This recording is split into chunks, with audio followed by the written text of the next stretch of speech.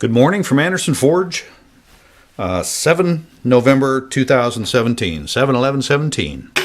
I got a pretty slick knife here that means a little bit to me. It's a different style of an Anderson Forge hunter that I don't make a lot of, but quite honestly, I like it as much as any knife I make, and it's what I call my white iron hunter.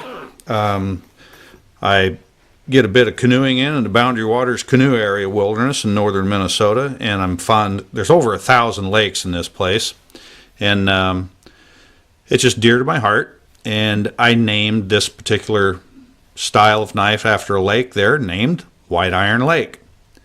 This is a San-mai hunter that was ordered by a customer from Wisconsin, and when he ordered this knife from me, he specifically asked if I had some handle material that represented that particular area of our beautiful country, and I did. Living in northern Minnesota at the time, I was able to acquire a nice big black ash burl and cut it up into a dozen blocks, maybe not that many, but about a dozen blocks, and dried them up, sent them off, and had them stabilized. And it is some of the most characterful black ash burl I've ever encountered, and I'm really, really glad that I was able to pull that off.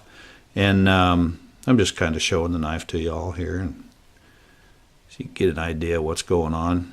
By the way, this blade is 4 5/8 inches long. The handle's 4 3/8 inches long. I love that proportion of blade to handle. It's a scalloped handle for the heel of your hand just falls right into that divot. San-mai blade, 1095, 410 stainless, 416 guard. I try to take my time getting them fitted right. I round over the shoulders of my guard so that it helps to slide it into the sheath easily. You can see our 3 components of the stainless on the outside and the 1095 high carbon core. Anyway, that's a lot of rambling on, but I hope this comes through in the video. Just an extraordinary example of San-mai. I just really like this one. It all went right on this knife. Quick takedown. Allen wrench. I can fancy these up with different covers and so forth, but this is going to end up getting used a little oily. Now, I illustrate this, and I'm going to do it probably from now on every knife. Rather than just pull the thing apart and maybe bring the guard with the handle, I want to leave the guard attached to the knife. Stick my thumb against the guard and pull that off. And that way, here's the thing. There we go. It could come off. These could come off together. But then you risk them being stuck, and a person could torque the wrong way and bend these pins. So let's just leave the guard on the knife. I'm always amazed at that. Anyway, there's our guard. This is our fit. Come on, camera.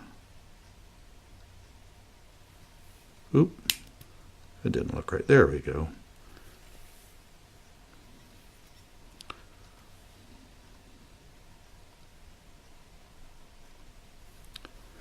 So a lot of times I'll leave a pin in the guard, one in the knife. Goes together that nicely. Anyway, there's our white iron hunter. Simple as could be.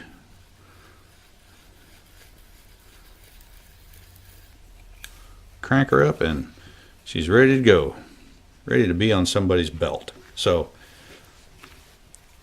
hope things are going well for everybody, and thanks for stopping in to Anderson Forge.